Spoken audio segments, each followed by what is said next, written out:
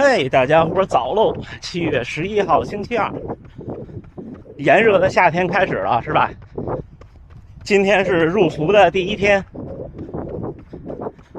冬练3九，夏练3伏，是不是？从小就听这句话，我觉得说的特别有道理。其实练的不是一定要在条件不好的情况下让自己继续练或者更使劲练，而练的是心理。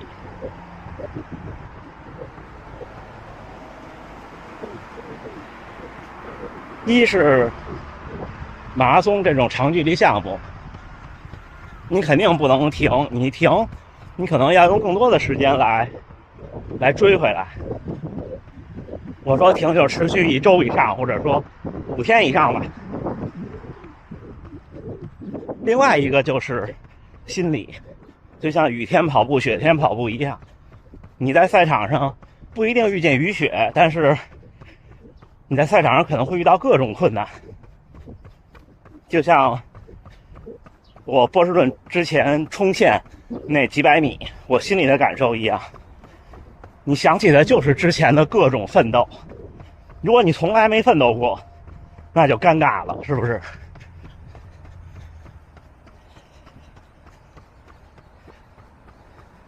我有好多在特别热的北京的时候的一些冲刺的小片段和视频，回头我整理一个分类，整理一个的播放列表。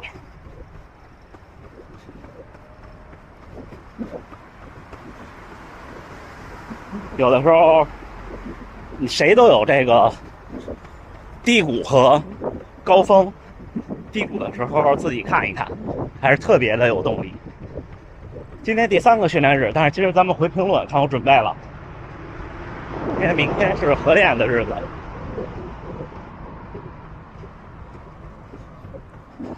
今天为什么穿这件衣服呢？昨天老哥发了个朋友圈，说他订购了一件是粉色的，好像到货了。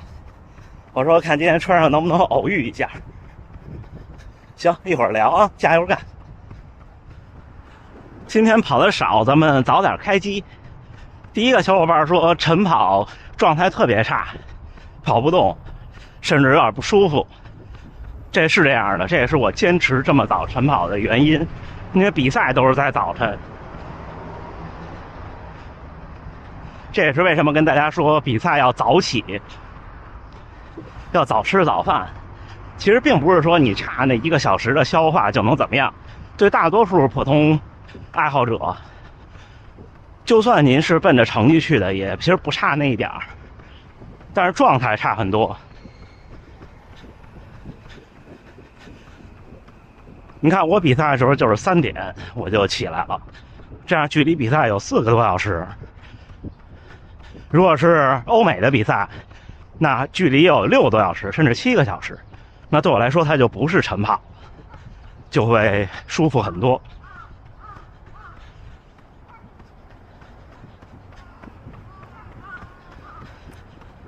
但是其实平常训练没必要啊，就是习惯了就好了。而且我其实也是早上起来没劲儿的。你们看我早上起来现在的体感，其实是有点累的。虽然我轻功跑，但是我要是下午跑步，随便一抬腿，基本上就是4分。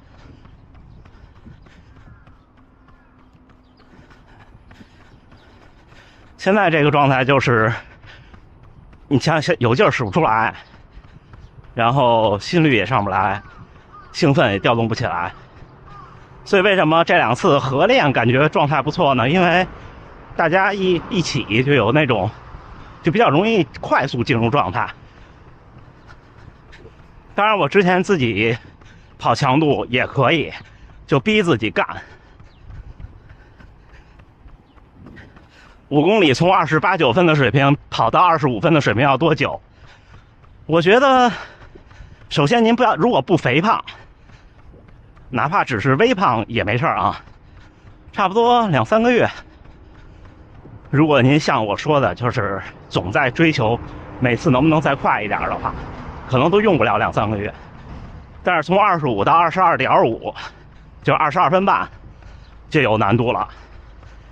想跑进20分，那也是业余爱好者基本上的目的地了，就是那天我说的目的地。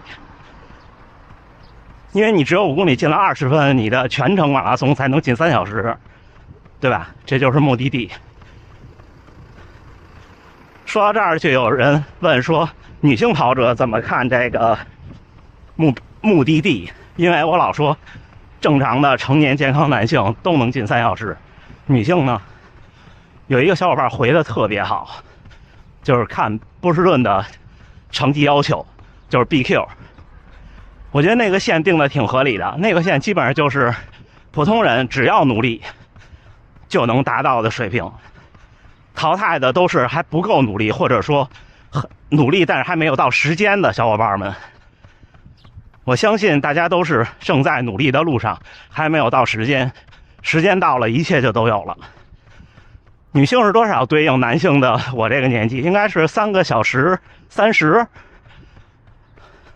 我记得不清楚了，应该是吧。但是坦白说，女性进330比男性进300要相对容易一些些，我觉得对应到3小时25可能比较合适。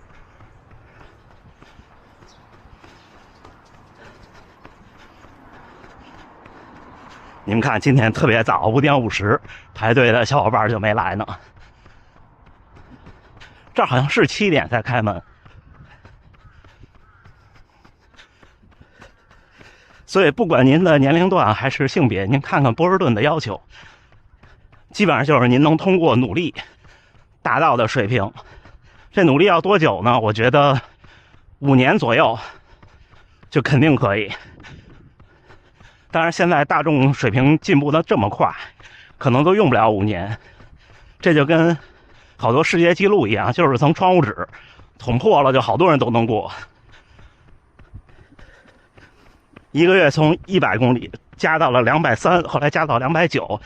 受伤了，您这个怎么说呢？我应该首先表扬您，因为不是想加就能加的，290很了不起了，说明您有这个能力。但是确实加的太快，你们看椅子上坐着那个大姐姐，就是排队的那个人，好早啊。然后您能加到290，说明有这个实力，只是呢您不适应。所以某些地方呢跟您对抗了，没关系的。但是确实加的太快了啊！您要是加到200，从100，我觉得可以，因为从100到200不需要遵循10%的原则，您只要不肥胖就可以。下一个啊，2个小伙伴都问到了夏训的原则，夏训要不要减强度？夏训我觉得原则就是顶住，最好不要减量。如果您觉得太热，可以减强度。其实我的很多观点和好多别人的想法都是反的，但是那些想法我觉得也不一定都对。就是夏天是要练强度、练速度，但是夏天也要更多的磨练耐性。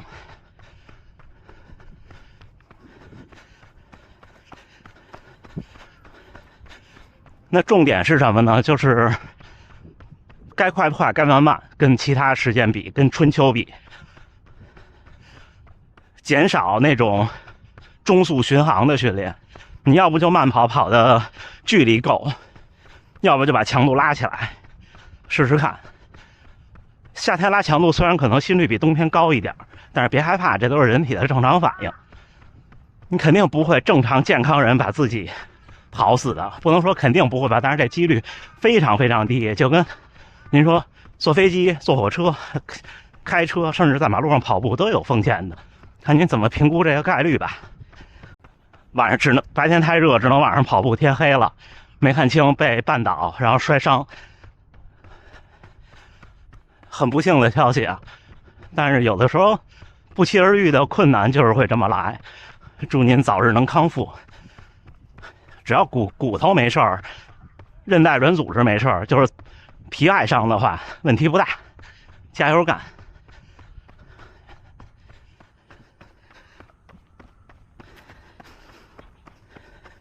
BMI 18.5，把跑量增加到200一个月，还增加了饭量，还是在瘦。那您优秀，如果您健康的话，您就是那种我说的我希望是，但是并不是那种身材。对那种身材的小伙伴，我的建议是增加更多一些的肌肉力量训练。您可以试试看，不用担心，不用担心。只要您觉得吃够了就可以。像我们普通人这么练，包括我这个训练量，你说吃额外的东西补充，其实也不起决定性作用，并不会让你说一下恢复能力就特别强，并不会的。我都试过。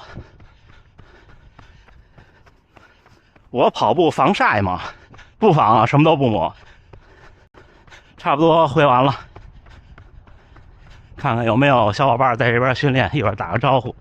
今天跑10来公里就回家。真的热起来了，这个时间的这东西真的是挺可怕。你看一入伏马上就热起来了。行，那就聊这么多，真的挺热，大家加油干，加油干，注意安全。哎呦，看前面那个背影，应该就是老哥，边上那位女性跑者也是我们跑团的一员。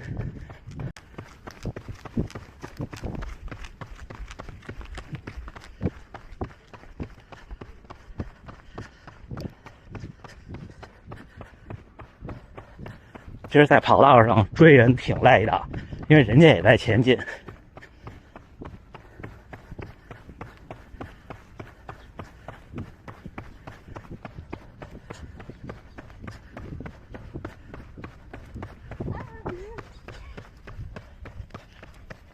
嘿，好久不见了！哦，你这看我们个的衣服，我们的没有我这个是第一代。哦，还有哎呦，我这是第一代，他们这品牌刚有的时候。哦，他们是武汉的公司。对，哦，就是有些贵。对，跟老哥聊会儿天啊，老哥出差了1周才回来。哎，7月11号星期二清晨6点54，训练结束啊，第3个训练日，跑了16公里，从第8公里碰见老哥，追上他们，然后就一路聊天，期间还碰见了很多跑团的小伙伴。之后明天是合练的日子，比较有意思的日子，明天早上5点45。今天跑了5分17的平均配速，135的心率，196的步频，还可以哈。功率是184，因为今天后半程就一边聊天一边慢跑，还停下来照了照相。那老哥介绍，周6这边有公园的5公里，就是你不用特意报名那种，是免费的，有17分半的选手参加。还漏了一个评论，就是小伙伴问说，我跑完步以后洗冷水澡还是洗热水澡？就正常吧，正常热水器的温度，夏天凉点，冬天热点呗。然后像这么热的天，跑完以后，你看一般不管是电热水器还是燃气热水器，这边是电热水器，你刚开始放的时候都是有一段凉水的，凉水就冲冲腿，也就这样，不用太在意。就我老说不用太在意，不要想太多，就是这最近我说的观点。刚开始跑步的时候，可能什么事儿都特别的仔细，但这个是必经的过程，慢慢就会觉得很多事情都是水到渠成。行吧，夏天炎热训练不容易，致敬每一位跑者，大家注意安全，努力生活，健康平安。咱们明天的合练课见，加油干，加油干！